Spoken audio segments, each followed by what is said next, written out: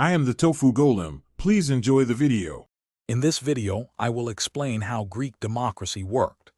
Ancient Athens developed a unique system of direct democracy, where citizens directly participated in decision-making.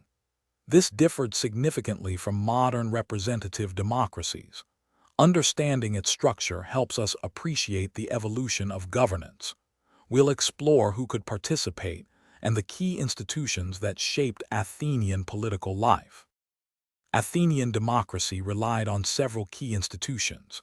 The ecclesia, or assembly, was open to all eligible citizens and met frequently to debate and vote on laws. The boule, a council of 500 citizens chosen by lot, managed daily affairs and prepared proposals for the assembly. Additionally, large citizen juries, sometimes numbering hundreds, heard court cases and ensured accountability. Participation was a cornerstone of Athenian democracy. Many public officials were selected by lot, a method believed to be more democratic than elections, as it gave every citizen an equal chance.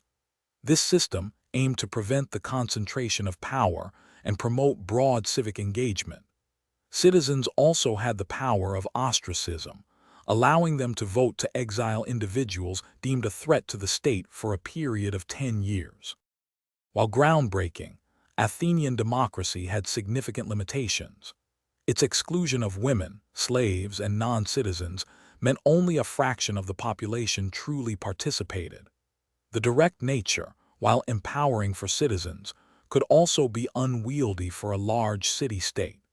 Despite these constraints, Athenian democracy laid foundational principles for later democratic thought and practice, influencing political philosophy for centuries. Remember to check the description for a link to little trees, black ice, and other great deals.